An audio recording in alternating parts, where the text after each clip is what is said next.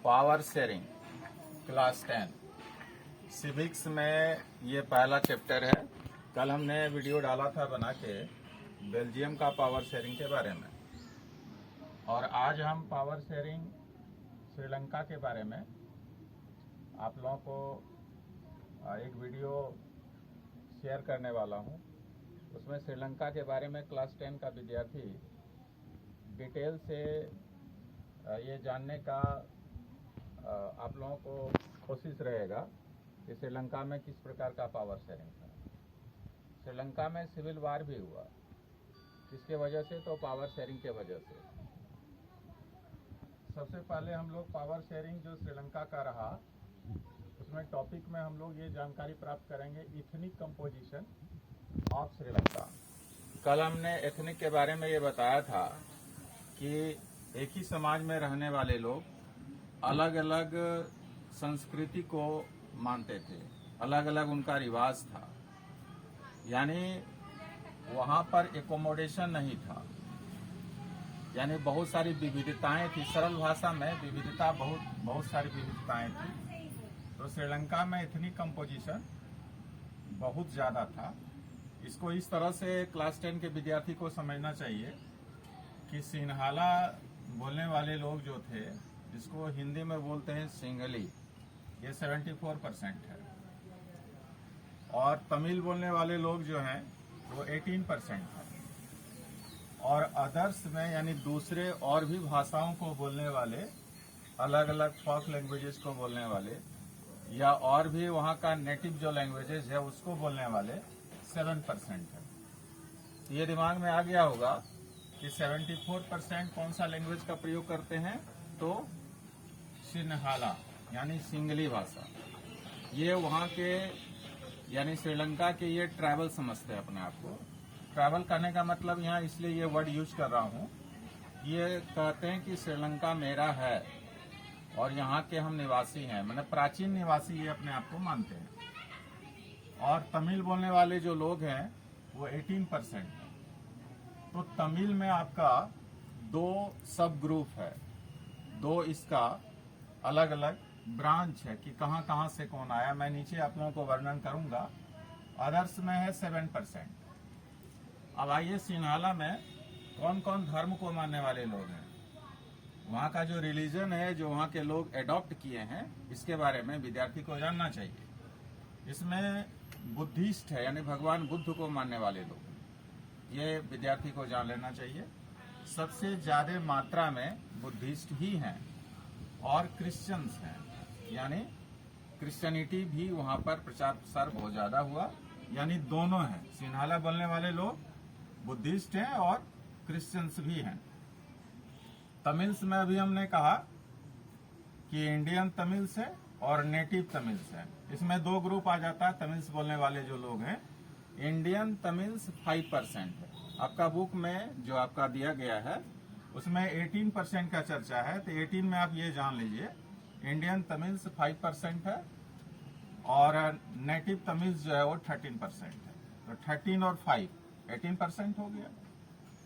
और ये दोनों मिलाकर जो धर्म को जो मानने वाले लोग हैं, जो रिलीजन्स है, वो हिंदूज है, मुस्लिम्स है और क्रिश्चियंस है।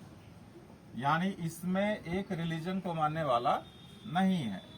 इंडियन तमिल्स और नेटिव तमिल्स जो है, जिसको हम लोग बोलते हैं तमिल बोलने वाले लोग, उसमें बटा हुआ है पूरा समाज श्रीलंका का। एक है आपका हिंदूज भी है, दूसरा है आपका मुस्लिम्स और तीसरा है क्रिश्चियंस भी है। और आगे हम लोग बढ़ते हैं। आपका अदर्स में कौन कौन है? अदर्स में आपका जो 7% है उसमें क्रिश्चियंस है, और क्रिश्चियंस में भी दो ग्रुप में आ जाता है। वो तमिल भी बोलते हैं और कुछ सिन्हाला भी बोलते हैं। तो ये इथनिक कंपोजिशन आपका श्रीलंका का है, जो एग्जाम में बहुत ज्यादा आता है। विद्यार्थी को ये समझ लेना चाहिए। उसके बाद मैं आप लोगों को और थोड़ा सा बता दूं ताकि आप लोग और भी समझ जाएं।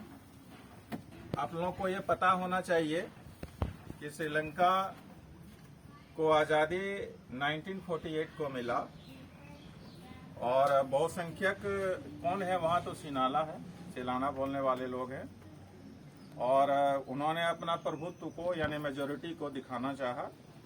अल्पसंख्यक कौन है, तो तमिल है, और उसको इग्नोर करना शुरू कर दिया गया। वहाँ की सरकार जो तमिल बोलने वाले लोग हैं उन पर विशेष ध्यान नहीं दी, यहाँ तक कि उन पर ध्यान ही देना सरकार छोड़ दी थी। और 1956 में एक कानून बनाया गया और उसमें तमिल बोलने वाले लोगों को नज़रअंदाज करते हुए सिंगली भाषा को राजभाषा घोषित कर दिया गया, यानी ऑफिशियल लैंग्वेज घोषित कर दिया गया। सरकारी नौकरियों में, विश्वविद्यालयों में सिंगली लोगों को प्राथमिकता देने लगी, यानी सिंगली जो बोलने वाले जो लोग हैं, सिनाला बोलने वाले जो लोग हैं उन लोगों को नौकरी मिलने लगा। संविधान में यह भी व्यवस्था कर दी गई कि सरकार बुद्ध धर्म को बढ़ावा देने की नीति अपनाएगी। ये भी उन्होंने अपना कॉन्स्टिट्यूशन में जिक्र कर दिया, उल्लेख कर दिया। और इन प्रावधानों के परिणाम स्वरूप रिजल्ट क्या हुआ वो सुन लीजिए कि जो सिंगली बोलने वाले लोग हैं और जो तमिल समुदाय के बीच में संबंध क्या हो गए, जो रिलेशन था आपस में, जो आपस में मिलजुल करके रहने वाला समाज जो था, वो समाज में ये लोग आपस में क्या हो गया कि इनका संबंध बिगड़ता चला गया। और तमिल द्वारा अपने राजनीतिक दल बनाए गए, तमिल को राजभाषा बनाने, तमिलों को सरकारी नौकरियों में उचित स्थान देने तथा स्वायत्तता प्रदान करने के लिए, यानी ऑटोनॉमी प्रदान करने के लिए ये लोग संघर्ष आरंभ कर दिए।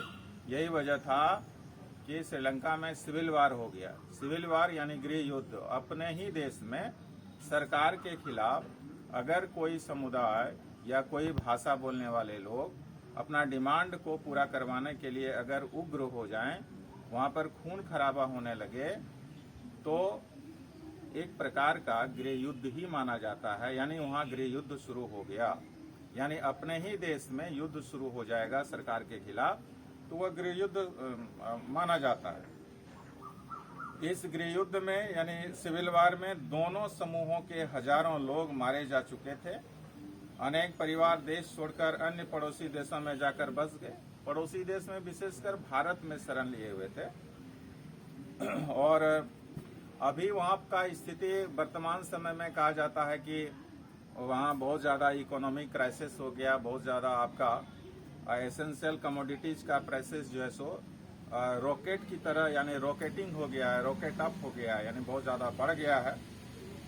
और हालांकि आपके बुक में ये चर्चा नहीं है, लेकिन विद्यार्थी को ये मान लेना चाहिए, ये समझ लेना चाहिए कि हमारे भूतपूर्व प्रधानमंत्री राजीव गांधी, स्वर्गीय राजीव गांधी की जो एसेसिनेशन हुआ, जो हत्या कर दी गई वहां पर, वो आपके एलटीटी के द्वारा। इसमें ये लोग एक फोर्स का गठन किए थे, एक समूह का गठन किए थे, और उसका नाम था LTTE, यानी लिबरेशन ऑफ तमिल टाइगर इलम।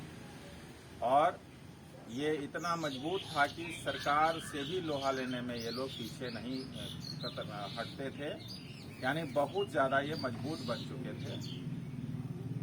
और एलटीटी के मुखिया उस समय प्रभाकरण थे, जैसा कि हमें स्मरण हो रहा है, और वो दूसरे शहर से ऑपरेट करते थे, यहाँ तक कि उनके पास फाइटर प्लेन तक था। यानी ये जान लीजिए कि यहाँ से सैनिकों को भेजने का बदला, यानी वहाँ की सरकार, भारत सरकार से ये मदद मांगने का प्रयास किया था कि आप मुझे मदद करो, क्योंकि यहाँ एलटीटी वाले लोग जो है हमसे यानी संभलने का नाम नहीं ले रहा है, हम जो है सो एकोमोडेशन नहीं ला पा रहे हैं। तो यहाँ से सरकार जो है, उस समय हमारे भारत के प्रधानमंत्री स्वर्गीय राजीव गांधी थे, इन्होंने यहाँ से सैनिकों को भेजा था और वहाँ पर उन लोगों को खदेड़ा था। उसका बदला जो है सो उन्होंने राजीव गांधी की हत्या यानी मद्रास से सटा हुआ कोयम्बटूर में ही हुआ था। वो पब्लिक को एड्रेस कर रहे थे, जिसमें एक सुसाइडर बॉम्ब जो है सो महिला थी और राजीव गांधी उसमें उनकी हत्या हो गई थी। उसमें हत्या, राजनीतिक अगर यदि हत्या होता है, विद्यार्थी को जान लेना चाहिए। उसको इंग्लिश में एक वर्ड स्पेशल आता है, एसेसिनेशन। ये राजनीतिक हत्या, कोई भी पॉलिटिकल मर्डर होता है तो उसको एसेसिनेशन के तौर पर हम जानते हैं। तो ये आप लोगों को शायद समझ में आ गया होगा। ये श्रीलंका का इथनिक कंपोजिशन है और कल इसी पर हम एक और वीडियो आप लोगों को शेयर करेंगे। उसके बाद फिर जितना भी ग्रामर है, ग्रामर का एक एक पार्ट को हम आप लोगों को समझाएंगे और एसएसटी में जो भी पार्ट है, जितना भी है, सारा एक एक पेज को खोलकर आप लोगों को बता देंगे। Okay, thank you.